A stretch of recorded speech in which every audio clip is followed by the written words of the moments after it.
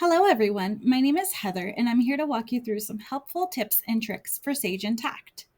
Does your company use multi-entity? Have you or someone on your team accidentally selected the wrong entity? Did you know that Sage Intacct actually has color coding that you can set up for each different entity? Let me show you how to make the changes. So when you come up here to where it says top level, you can actually see that this one is actually set at white. So we have the white. We have our next entity, which is green, and then the following one is pink. And when you select down, you can see that all the rest of them are set up. The nice thing about this is no matter where you are within the program, you can actually see at the top level, it always stays that color, and there's always a color line at the top. We can also make different changes for everything. So you can come in to the little dot right here and actually change the colors that you would like. And it does it for every single one of them. There's also another way of doing it by going into your name and going into your preferences. And then when you scroll down to display, you can actually see, because we're in USA 1, it's already set to green, but you can actually change it to whichever one that you want.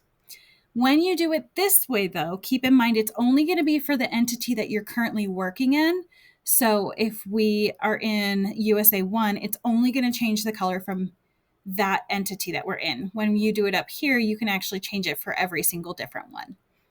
And then you can also change your start screen as well. So say you want to look at your dashboards when you first log into Sage Intacct, you'll also be able to do that. And if you're accounts payable person or anybody that works with inventory and they wanted to have those modules set up when they first log in, that is also something that you can do from here on your display screen. And then we're going to come over here to favorites. This is my favorite. I love favorites. Bookmarking everything works so well.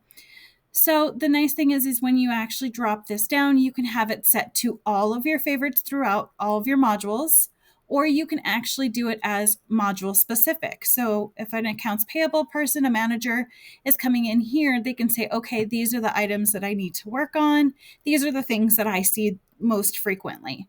Instead of coming down into applications and actually seeing everything, you can actually favorite just the individual items that you want to see.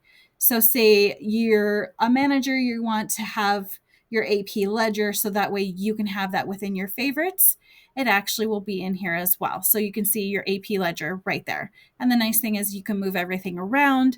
So if you want to go down a straight list, it'll be easier this way. So you can say, I'm going to approve the bills, pay the bills, print the checks, then look at the AP ledger. And then, of course, there's the closed subledger.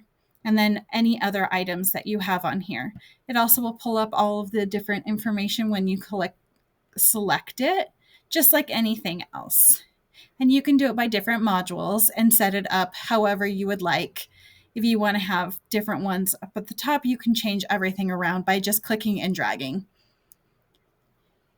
Now we're going to come into the checklist.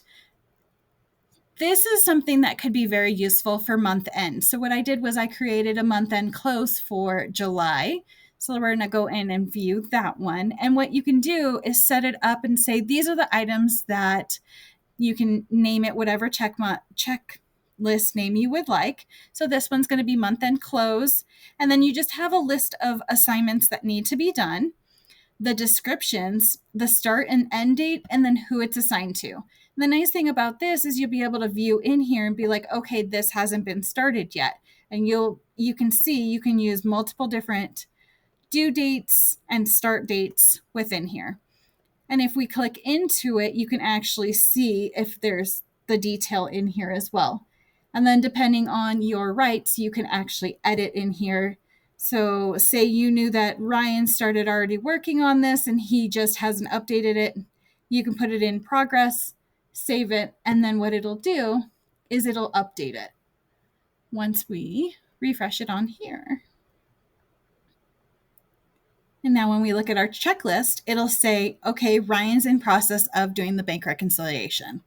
So this is helpful for end of the month or any other projects or anything like that you have for your group.